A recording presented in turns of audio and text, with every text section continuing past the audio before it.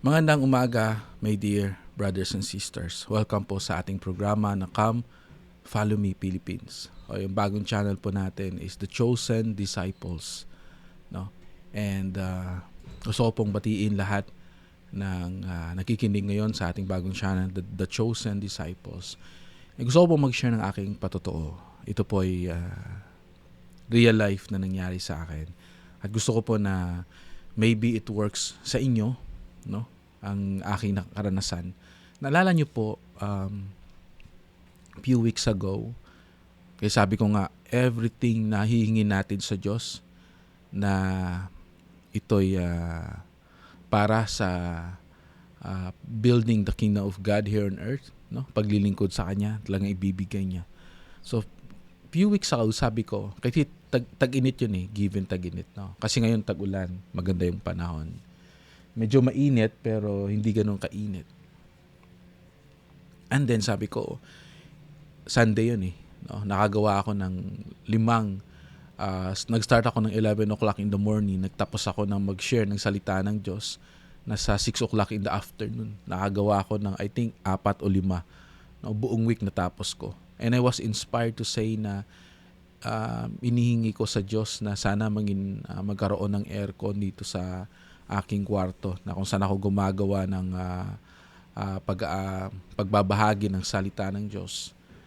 Kasi para na hindi ganun kainit at komportable ako. Yun po yung aking statement. And this week po, naibigay ng Diyos sa akin. Pero ito'y utang po, hindi po cash. No, sabi ng aking wife na kukuha siya ng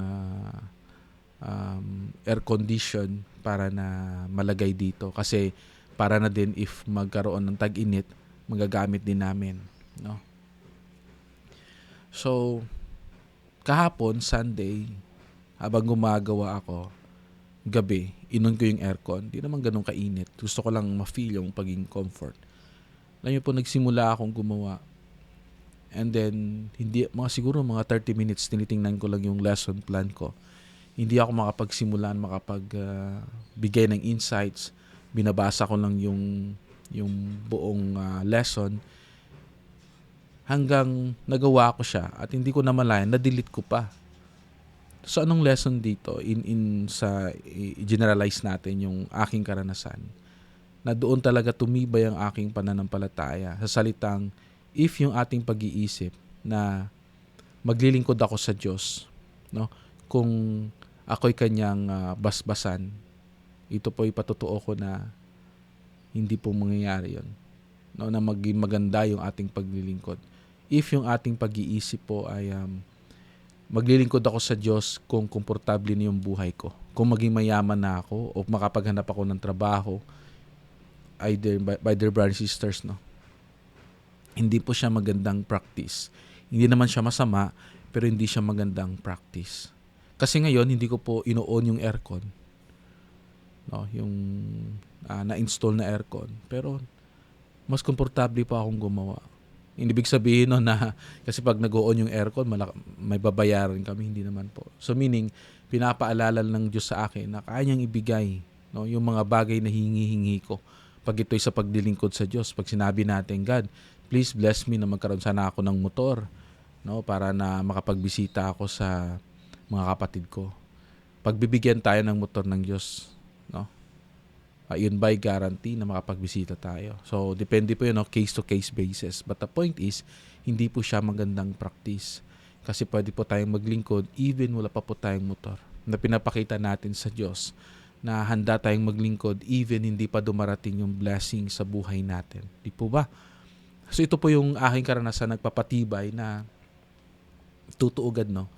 Na kung hihintayin ko lang na maging may ganito ako, kung ganun yung attitude ko, pag ganito, pag naging mayaman na ako, maglilingkod ako. Pag nagkahanap ako ng mas magandang trabaho, maglilingkod ako. Pero ngayon, wag na muna. Pagdating ng panahong yon, baka hindi pa matuloy yung mga bagay na yun kasi nakatuon yung ating isip sa mga bagay na binigay sa atin ng mga blessing. So, patunayan natin in words and in action yung paglilingkod sa Diyos even sa mga panahong hindi tayo komportable. hindi pa naibigay yung blessing sa atin. Ito totoong kwento din, no? May isang batch ko. Hindi, mas matanda sa akin ng ilang taon. Siguro nasa 45 na siya ngayon. But during that time, kwento sa akin ng kabatch niya, nasabi ng taong yan na pag siya daw makapasa o matapos niya yung college niya, kasi that time 4 years lang yung college. 'Di ba? We are required in the age of 8, that time 19, na makapag-serve ng full-time mission. So parang timing yan eh. Nang nakagraduate ako ng college, I think I'm 19 years old ako. Ganun siya. So nangyari, sabi niya, gumawa siya ng oath or covenant sa Diyos. Ang sabi niya, pag ako ay makakagraduate ng college, maglilingkod ako sa Diyos, sabi niya. So after niya mag-graduate ng college, hindi siya nakapag-serve ng mission. Pero may hanggang 25 pa, I'm not sure ngayon, no? But during that time, pwede ka pang maglingkod until 25 years old. Sabi niya sa sarili niya, maglilingkod ako sa Diyos kung mag-a-apply lang ako ng trabaho. So parang ganun yung hamon niya, no? Mag-a-apply ako ng trabaho, kukuha ako ng board kasi teacher siya. Kukuha ako ng board exam, pag makapasa ako ng board, magsaserve ako ng full-time mission. So nangyari mga kapatid, kumuha siya ng board exam sa pagiging teacher, licensed teacher. Nakapasa po siya. And then, nang nakapasa po siya, hindi pa rin po siya naglingkod bilang isang full-time missionary, hindi siya nag-apply. So sabi niya, sige lang, pag ako'y try ko lang na mag-apply sa DepEd, pag ako'y nakapasok sa DepEd, no, pag ako'y tinanggap, mag-mission ako. Parang yung kwento, parang alam na natin, no? So natanggap po siya sa DepEd. Until hindi na po siya nakapag-mission, nakapag-asawa po siya until now. So, that story na binagi ko sa inyo, na minsan, pag ginahamon natin yung Diyos sa mga gusto nating gawin sa buhay, na gusto nating matamu muna bago tayo maglingkod sa Kanya, minsan, hindi natutuloy in case-to-case basis sa tao. Kasi minsan, nauuna yung ating kagustuhan kaysa sa kagustuhan ng ating Ama sa Langit. Hindi tayo pinipilit po ng Diyos na maglingkod agad sa Kanya. Hindi tayo pinipilit ng Diyos na gawin natin yung paglilingkod. Pero nagagalak po siya if yung puso natin, handa po tayong maglingkod sa Kanya. Kasi hindi naman po yun benefits lang sa Diyos. Ito po ay benepisyo para sa atin. Ikakaunlad natin sa buhay, sa lahat ng aspeto. Ganun na din ang kakaunlad ng mga kapwa natin, mga kapatid natin. No? So, tandaan po natin, based sa aking karanasan, na ngayon hindi po nag-on yung aircon, pero mas komportable pa ako, siguro kasi sanay ako. No? Ibig sabihin, yung mga dumarating sa atin na incomfortable na life, yung mga hindi komportable na buhay natin ngayon, if naglilingkod po tayo, ito yung mga bagay na ating mamiss, ano ba yung mamiss sa Tagalog? Yung parang atin siyang mananabik tayo someday or magbibigay sa atin ng magandang memory, no? Kahapon sa aming klase, yung tao kasi gusto nila na i-broadcast yung mga paglilingkod nila, especially sa simbahan. Yung parang parati lang sinasabi na, oy, nagsiserve kami sa ganito, no? Ito yung calling namin, nagsiserve kami, so ito yung ginagawa namin, busy kami. Yung parang nilalathala nila sa kongregasyon na ganun yung ginagawa nila para isipin na active sila, talagang faithful sila.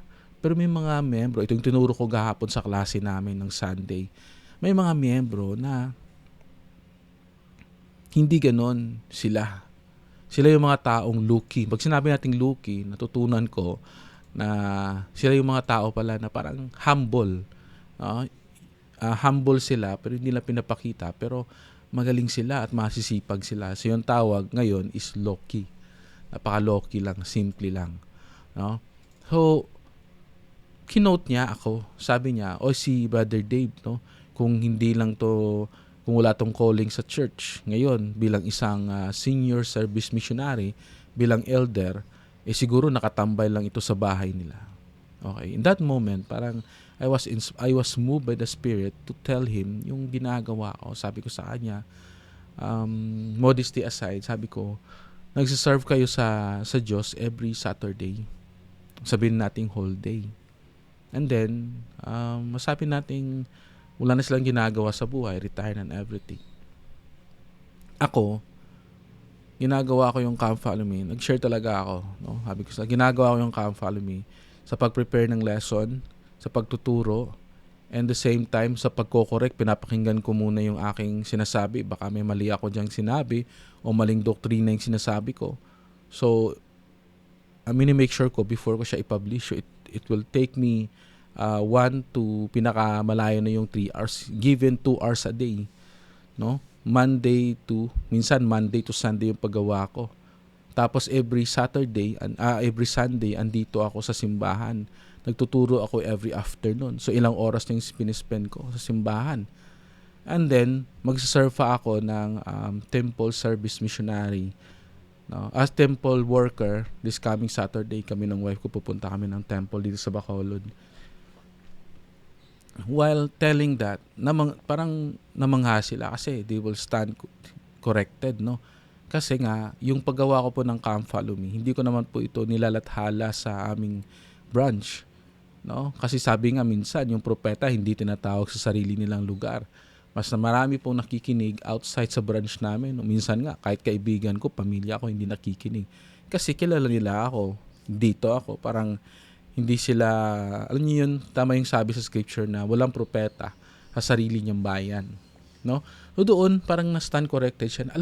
Mas malaki pa pala yung time na ibinibigay ni Brother Dave na pagdilingkod sa Diyos compare sa atin. Para naman po sa akin, hindi naman po palakihan to ng time. Ang point ko lang po, doon sa scenario na yon is minsan, pag hindi nila nakikita, minsan akala nila wala tayong ginagawang paglilingkod sa Diyos. At normal po yun sa tao. No. So minsan, para po sa kaalaman ng lahat, brother, sisters, pag ako po minsan medyo nauutal ako dahil po yun na ako po isang Ilonggo, no? At sanay po ako sa Ilonggo. Minsan may mga words na iniisip ko muna bago ko sabihin sa Tagalog kasi I was born na Ilonggo talaga. Hiligay nun yung salita namin. Balikan natin. No? So, minsan ganun na dapat maintindihan natin na makarelate tayo. May mga pagkakataon kasi na halimbawa, si brother, wala siyang calling sa church. Pero halos everyday, from 1 o'clock hanggang 6 o'clock in the afternoon, nagmi-missionary work siya. No, sumasama sa mga full-time missionaries, nagtuturo lang siya sa mga non-members, sumasama siya, pero hindi siya pumupunta sa bahay ng mga active members. Akala ng mga member, si brother ay walang calling at medyo masabi nating Sunday member, nagsisimba, after magsimba, uuwi, babalik sa normal na buhay, pero hindi nila alam na araw-araw nagsuspend si brother from 1 o'clock hanggang 6 o'clock in the afternoon doing missionary work. At sa umaga, ay magsasaka si brother. No, kahit na pagod, still ginagawa niya yun para sa kanyang community. So nakuha natin, my dear brothers and sisters, may mga bagay kasi na hindi nakikita ng mata na minsan nahusgahan ng ibang tao.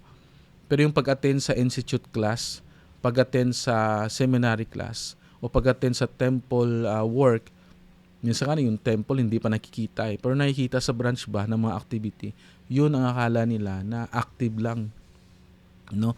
Yung nakakala nila na sila lang yung mga faithful members. Naway mawala na po itong kultura kasi hindi po siya nagiging maganda, no? Nakabatay yung tao, ang mata ng tao sa nakikita nila kung sino lang yung parating andyan sa simbahan. Pero may mga kapatid po tayong sobra pa yung paglilingkod compare sa akin. Alam ko may mga kapatid tayo na nagmi-missionary work, binibigay nila ang kanilang sariling oras, pati yung buhay nila kasi given, delikado yung lugar nila. No, may mga kapatid tayo nag-missionary work, patago lang kasi hindi pa accepted sa lugar nila or sa Saudi, di ba? Yung missionary work. So mas pa sa akin, mas mabigat pa yung ginagawa nila pero hindi lang siya recorded. Yung iba kasi, minimisjudge agad na akala nila walang parang ganun yung nangyari kahapon sa akin. So parang na-correct ko sila kasi ayoko naman na tumatagal na nafe-feel nila na parang wala lang, no? Gusto ko ma-experience nila na hindi, may mga bagay lang kasi na hindi lang nakikita ng mata, no? So yun po yung karanasan nakin this week, yung minsan ang opportunity, akala natin na hinihingi nating opportunity, no, na pag maglingkod tayo naantay pa natin, pero yun pala, hindi guarantee yun na yung desire magiging boost pag naandun na tayo sa ganung sitwasyon. Tandaan po natin yan. Pangalawa, hindi po nakikita ng mata ang lahat ng bagay. May mga ginagawa po, unseen, pag sinabi ng unseen effort, yung may mga ginagawa po tayo na paglilingkod sa simbahan na hindi nakikita ng karamihan, pero nakikita po ng Diyos, no? So sa amin po, sabi ko, sige, magpatuloy lang natin yung paggawa natin na mabuti. Kasi in the end, ito po yung makakatulong sa ating mga kapatid. At the same time, mapiplease natin, no? Heavenly Father will feel that happiness dahil sa ginagawa din natin. Isa din po natutunan ko this week yung salitang Conservative Latter-day Saints. Alam niyo po yun. So, ituturo ko po yun, ibig sabihin ng Conservative Latter-day Saints. May mga miyembro kasi na napaka-konserbatibo nila. Modesty aside po. Pag sinabi ko po kasing modesty aside, big sabihin po yun parang pasintabi po. Gusto ko lang po na ma-open yung heart natin na maging Christ-like centered po tayo.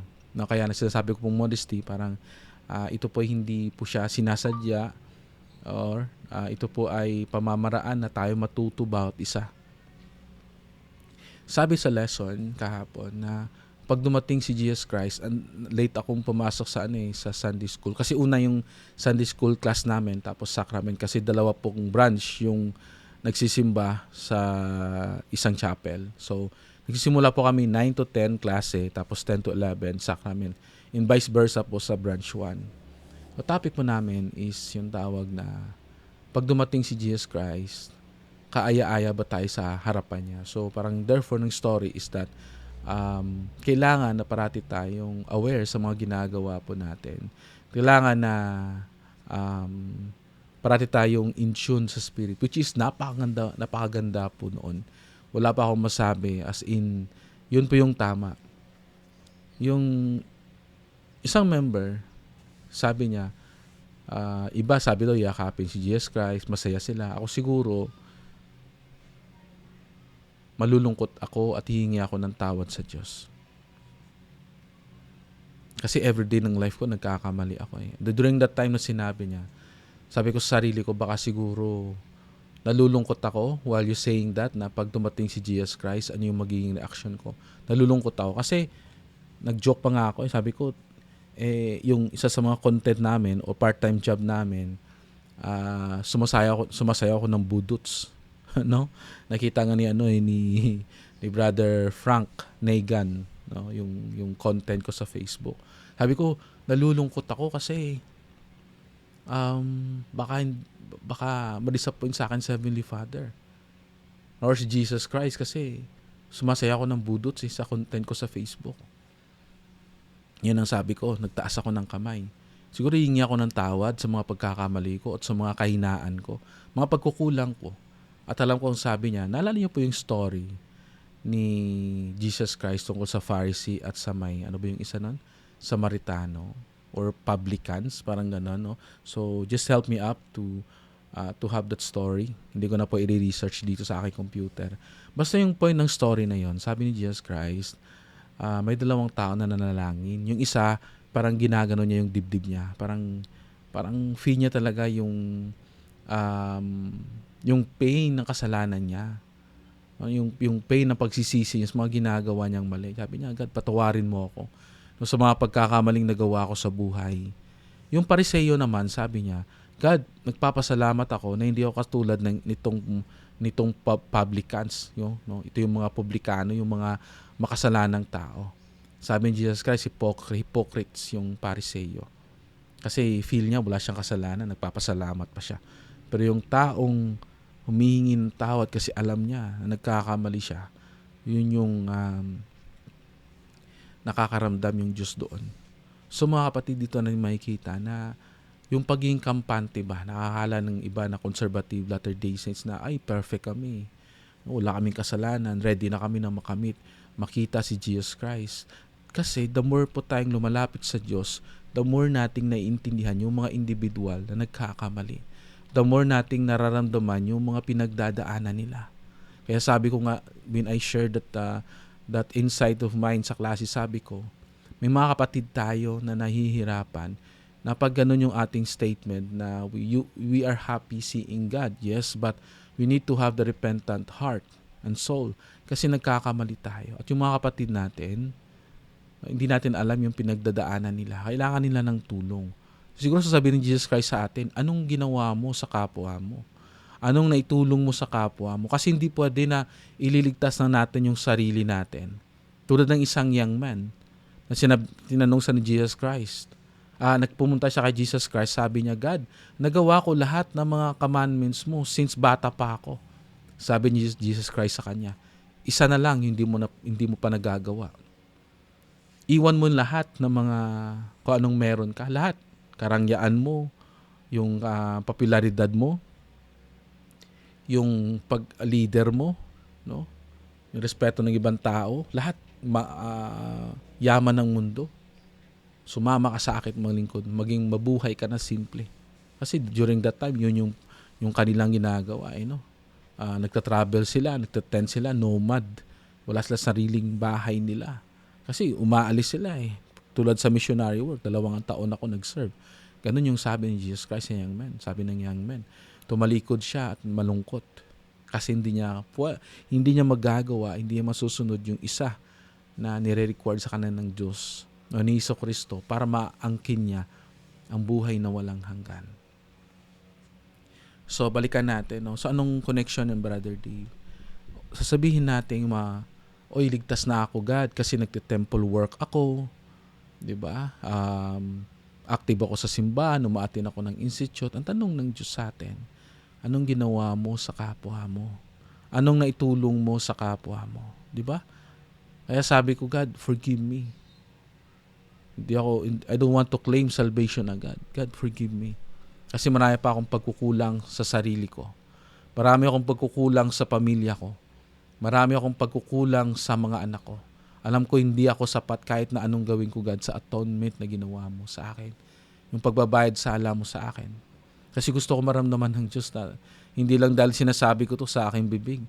Every day, no? Humihingi ako ng tulong sa Diyos. Na naway naintindihan ng mga nakikinig doon na walang perpektong tao pero may mga mabubuting taong nabubuhay sa mundo. No? Kasi yung pag-ugali natin na conservative member na parang ganito yung gawin ko, as in save na ako, I want eternal life, baka matisod po tayo. Yung isang, hindi ko alam kung ano ibig sabihin ng isang, sabi niya sa akin, nakita kita, parang kilala kita, yun yung comment niya sa Facebook. I thank you pala kay Brother Negan, napaka-inspiring po, no? Nag-comment siya sa aking face, sa amin. Actually, yung kasama ko doon, member din siya ng simbahan. No, kasi matagal na po kami magkaibigan. We're helping each other spiritually. Nag-message doon si Brother Negan, sabi niya, natutuwa daw siya sa aming mga kakulitan, no, pagsasayaw. Bago tayo pumunta dyan, sabi ng isa, pero hindi si Brother Negan support yan sa atin. Kasi naintindihan niya, no, disipulo siya ni Jesucristo. I can say that, no, kasi sa mga patuloy siya, matagal na, no. At kayo din po na nakikinig, no, sa YouTube. Huwag niyo na pong puntahan yung Facebook, no, kasi mga kakulitan po doon. Pero i-explain ko po yung ginagawa namin. Okay? So before that, merong isang membro na nag-comment. This sister, I think, hindi ko kilala. Sabi niya, brother, parang kilala kita. I'm not sure if ako yun, kasi ako yung sumasayaw di ba RM ka? Ano ibig sabihin ng RM? I'm not sure if positive yung approach niya or negative. I will look this way. minsan, pag yun yung sinasabi ko pong conservative Latter-day Saints, parang gusto nila na sa maayos ka, pero hindi nila alam yung buong story bakit natin ginagawa yon, no? Maganda sana if i-message natin yung ako, i-message nyo po ako personally if nakita nyong may something na hindi ka aya-aya, no? Sabihin na, brother, kumusta ka? Magre-reply ako, okay lang po, kumusta po kayo? And brother, ano yung trabaho mo ngayon? 'Di ba? Malalaman po ninyo or ng kausap ko na ito pala yung pinagdadaanan ni Brother Dave. No, kwento ko po sa inyo yung pinagdadaanan. Dumating po sa punto, my dear brothers and sisters, na wala na po akong sahod sa aking work dahil po pinatayo namin ng bahay and na-realize ko po for 5 years, wala na po akong sahod sa government. Now, may sahod ako 1,000. Sorry, I correct myself na meron akong sahod pero hindi talaga enough. Then one of my friend is medyo nagsimula siya magnegosyo na maliliit. And sabi niya sa akin, member din siya, yun nakasama ko sa vlog. Sabi niya sa akin, he helped me up to recover mga words of wisdom niya. And then sabi niya sa akin, Brother Dave, matagal ka ng vlogger since 2014, pero hindi po ito yung channel ko. Sabi niya, what if gawa tayo ng channel sa Facebook, magkasama na tayo? No? And then we plan about that and we talk about that. Hindi po kami perfecto. At first, marami pa kaming ginawa ng mga trial and error, and then we look at it na meron kaming niche. Pag sinabi nating niche, ito yung nagustuhan ng mga tao, no? And then pero nagsasabi kami sa aming sarili na as we become self-reliant, yung content namin ngayon na dahan-dahan ay nagbabahagi kami ng salita ng Diyos. Pero hindi nila alam na doon papunta yung content namin, sharing the good news, no, ng gospel of Jesus Christ. Ito na yung punto doon. Minsan yung tao, wala sila during those times sa pinaka-worst scenario ng buhay natin. Pero andun sila sa pinaka-magandang senaryo ng buhay natin. Yung parang masabi ko nga na nakakalungkot lang kasi instead na tulungan nila yung mga tao, especially tayo, yung mga member ng simbahan, ay kinokondemn nila. Ito yung tinatawag nating mga conservative Latter-day Saints na hindi po yun kultura ng Diyos. Naging kultura po yun ng tao, nagiging pariseyo na, no? Mga saduseyo yung nangyayari. At hindi po gusto ng Diyos yun. Kasi po pag titingnan natin, the perspective, may mga kapatid po tayo. Ito yung pinapaulit-ulit kong sinasabi. Si brother or si sister, meron silang tiyangge. Pag ikaw po may tiyangge ka, nagbebenta ka ng kape, tsaa, sigarilyo, and ang tawag doon? And alak, no? Sabihin na natin, if ako, wala akong maitulong sa iyo, I will share the gospel of Jesus Christ. Kilalanin kita muna, and the same time, maging family members na tayo. Parang close na tayo bilang parang pamilya na. Di po ba? Dahan-dahan tutulungan kita. Hindi ako makatulong sa'yo financially, but the good words of God. Kasi napakahalaga po yung relationship of trust. Nakuha po natin. Kasi pag bago natin nakita si brother or sister, bigla tayong magsasabi na magko-quote tayo na in Doctrine and Covenants, sinabi ng Diyos, yung mga word of wisdom, bawal yung kape, sigarilyo, tsaa. Brother, maghinto ka sa pagbebenta niyan kasi hindi maganda yan sa imahe ng simbahan at sa imahe ng Diyos. Ang tatanungin ko ngayon, yun na yung pinaka magandang kita nila para matustusan nila yung pag-aaral ng 3 nilang anak sa college. Pag sinabi kong yan, hininto nila. Tapos nagka-problema sila. Yes, sabihin natin the Lord will bless them. Pero ano yung ginawa natin? Tapos sabihin natin, ay, ginusto mo yan, brother, sister, wala akong pakialam dyan. O, diba? So, baka ibalik yun ng Diyos sa atin at mangyari din yun, tapos i-justify natin pag tayo na, kasi malaki na yung kita. Nakuha po natin. So it's better, napakahalaga po na maintindihan natin ang bawat sitwasyon ng bawat isang tao. Kasi kanya-kanya po tayong hinaharap. Napakahalaga po, before natin gawin yun, kilala muna natin. Kasi ito yung tinuturo ng Diyos sa atin eh. 'Di ba? Kung meron kang magandang aalok sa kanya na negosyo or trabaho, o bibigyan mo siya ng kapital para hindi na siya maging ganyan, then go for it. May mga missionary din po na ganun yung ginagawa, no? The way they talk sa mga inactive members. Brother, wag kang magbenta ng sigarilyo tsaa. Bawal yan sa simbahan. Yun yung pagkakakitaan ng pamilya. I'm not telling na okay lang yun. Kasi alam natin, obedience is better than sacrifice. But the question is, ano yung magandang gawin natin? Because we're looking for a solution. Di po ba?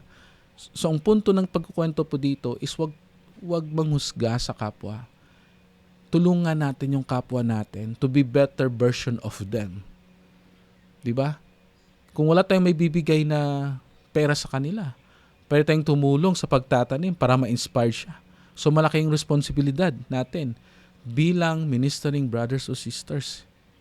Hindi lang yung didiktahan natin sila ng gagawin nila. Kasi baka ibalik ng Diyos yun sa atin at hindi natin makakaya. Kasi nangyari din yan sa buhay ko. Kasi gusto ng Diyos na matuto ako.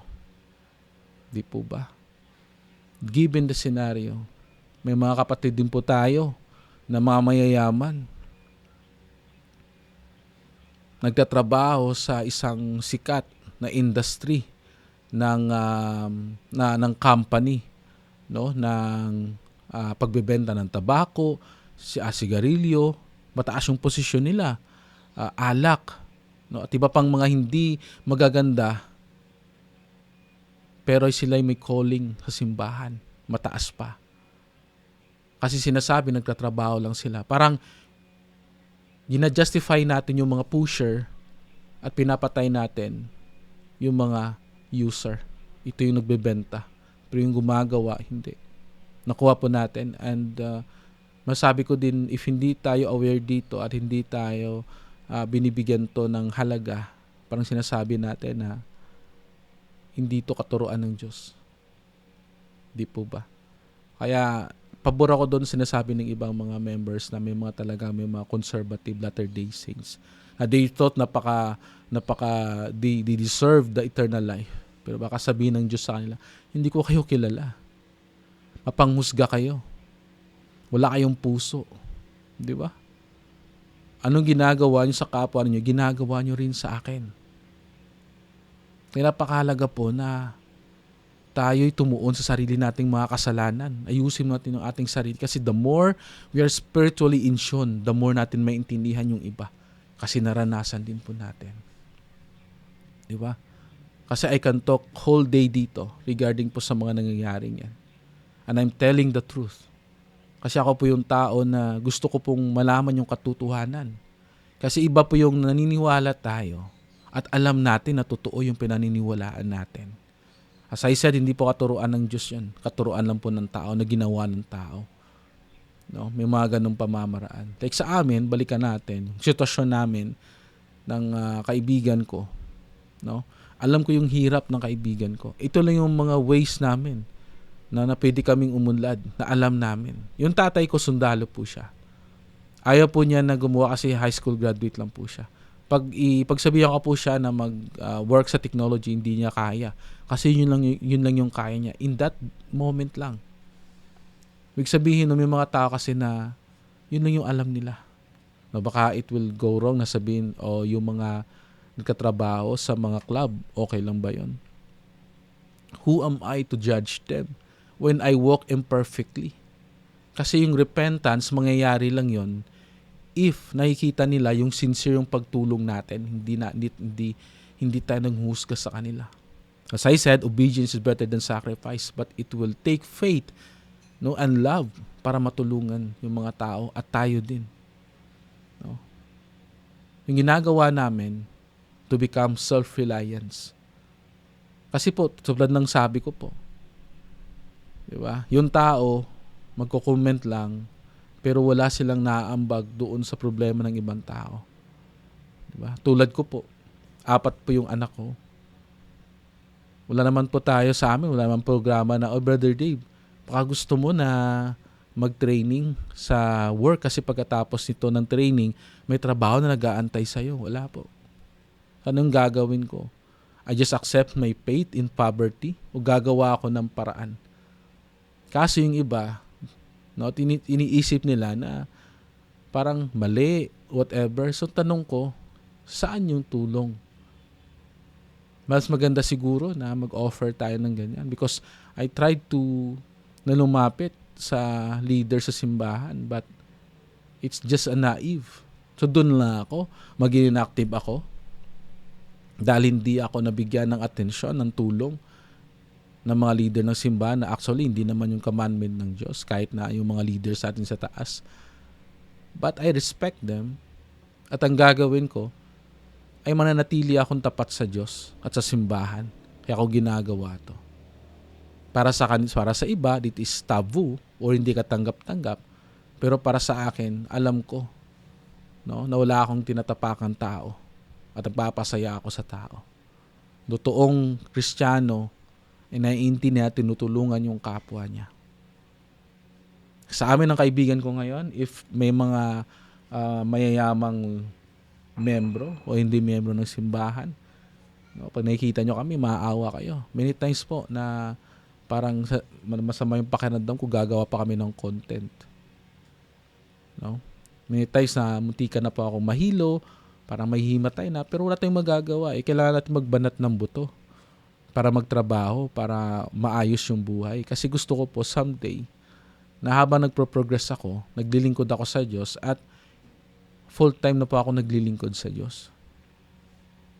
That other people, hindi na nakikita yan, pat nakikita ng Diyos at nakikita ko rin sa aking sarili. Diba?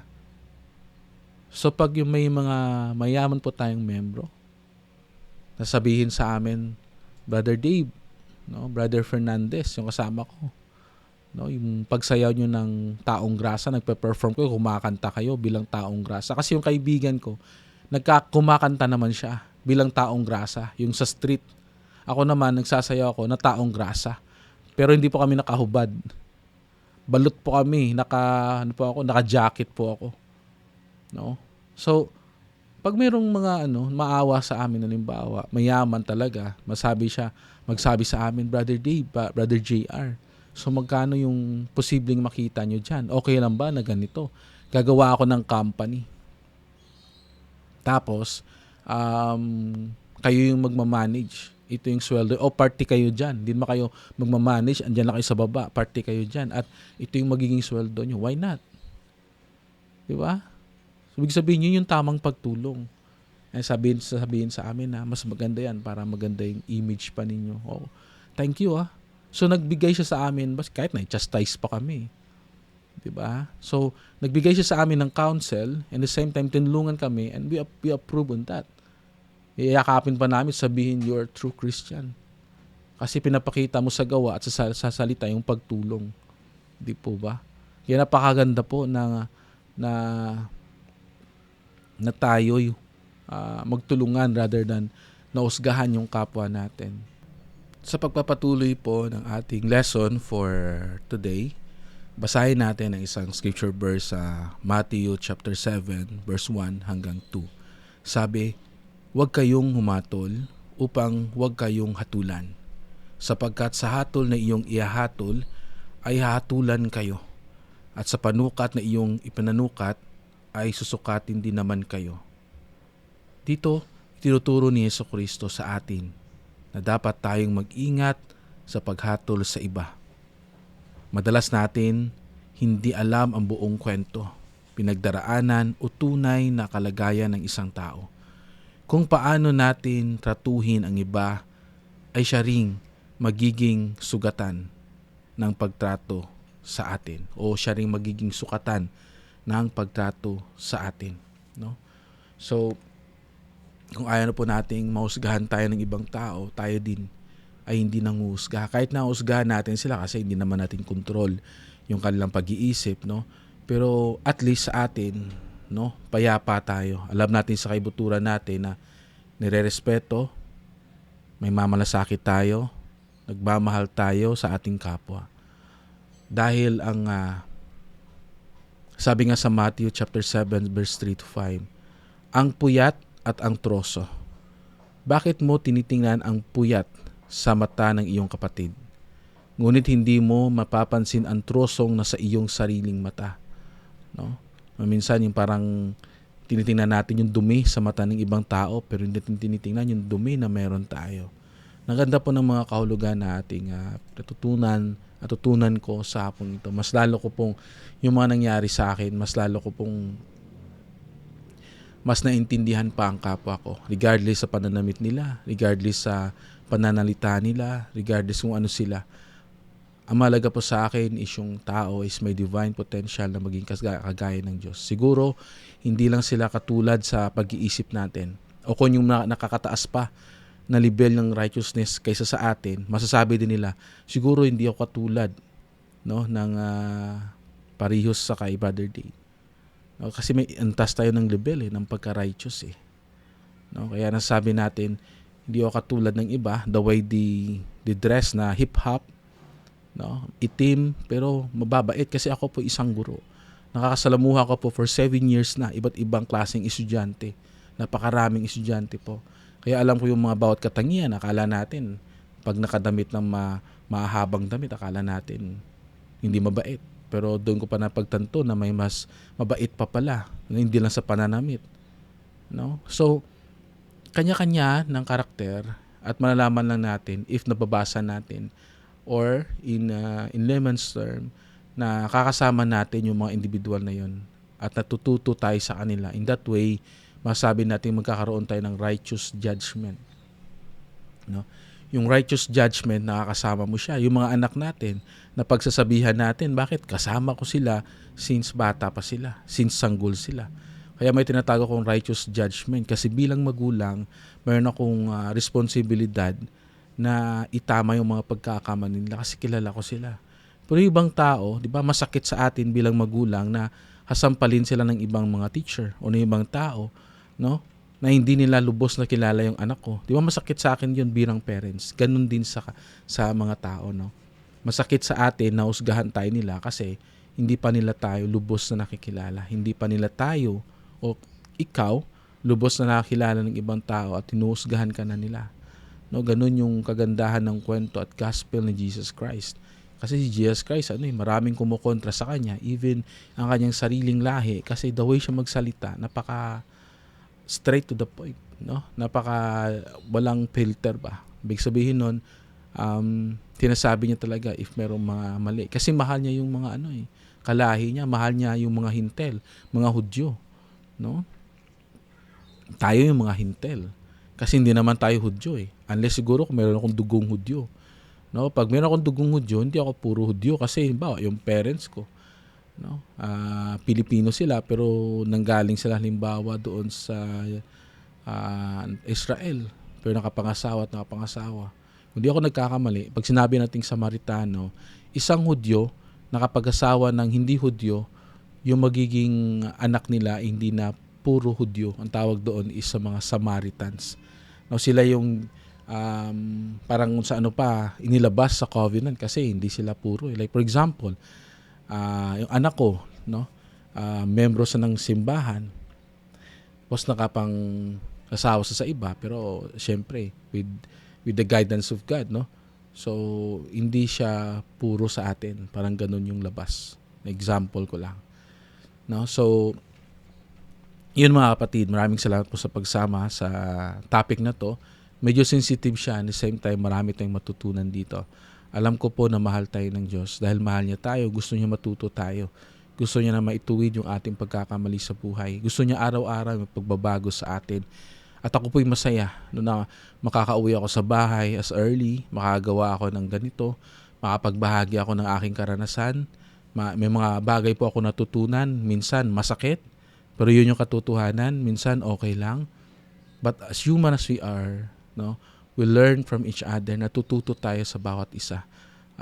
Panatilihin po natin yung kapayapaan, yung pagmamahal sa puso natin. Kasi may pagkakataon na minsan hindi naman perfecto yung mga kasama natin sa trabaho, pamilya natin, even leaders na handa po tayong magpasalamat. And alam niyo po yun, mag-intindi din sa kanila. By the way po, kanina, pag-uwi ko sa bahay, dumating na yung sapatos ko, yung Easy Soft. Bakit ko po shinare to? Kasi merong lesson to matutunan natin. Pag tayo bibili ng mga material na bagay, minsan na-inspire tayo, cellphone, damit, napakadali po, na maka-order tayo online. Ako nakikita, it's time for me to really focus again, really like seryosong focus, pagdating sa simbahan. Sabi ko, order ako ng sapatos kasi yung pang sapatos ko noon na ibigay ko sa isang miyembro na nangangailangan. So wala akong sapatos. Yung ginagamit kong sapatos sa church is yung black siya, pero yung pagka-tennis, hindi siya tennis shoes, parang hindi siya formal shoes, Hindi siya ganun ka-formal, semi-formal lang. So nag-order ako ng SC Soft, and then dumating kanina, sabi ko, susuotin ko to. Sana susuotin ko siya pa school. Pero sabi ko sa sarili ko, bakit ko susuotin sa school? Kasi mas mahalagang event yung pupuntahan ko. Sabi ko sa sarili ko, anong event yun? Pupunta ako ng temple. 'Di ba? Pupunta ako ng temple and makipag-usap ako sa aking Ama sa Langit.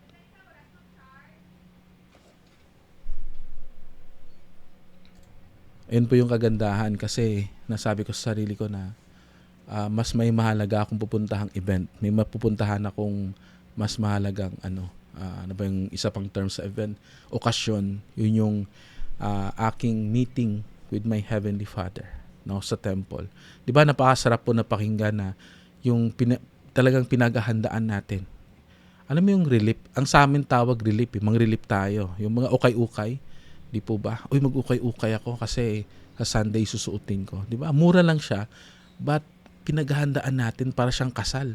Ikakasal dito, sabi nga sa parable ni Jesus Christ, siya yung kakasal. Dapat presentable tayo. Pinaghahandaan natin. Kaya dito ko naramdaman na every time, sabi ko, God, please help. Tulungan mo ako na every time excited ako sa paglilingkod sa'yo. Excited akong umuwi para instead na ilagaw ko na siya or ipamasyal ko yung time na yon, I will spend that time to you, sa mga kapatid ko. Hindi man kami nakikita-kita in person, pero alam ko may nakikinig sa salita po ninyo. Gusto ko pong maging excited. And gusto ko po na excited ako pag pumunta sa temple every twice a month. Excited ako pag pumunta ako sa church magsimba. Excited ako umatin sa klase. Alam niyo po yung feasting upon the spiritual aspect ng buhay natin. Yung parang sabik tayo. Dapat ganun tayo kasi yung parang first day of class, diba, excited tayo. Dapat ganun yung ating magiging feeling. Excited tayo sa paglilingkod sa Diyos. Mga kapatid, maraming salamat sa pagsama. If I have marami pang insight na gusto kong i-share sa inyo kasi ako po ay natututo at gusto ko rin po kayong ibahagi yung mga natutunan ko sa buhay. Hindi man po tayo perfecto, that is why it is important na kung hindi tayo perfecto, it's time na intindihin natin yung iba. Mga kapatid, maraming salamat and I know these things to be true and I live this in the name of Jesus Christ. Amen.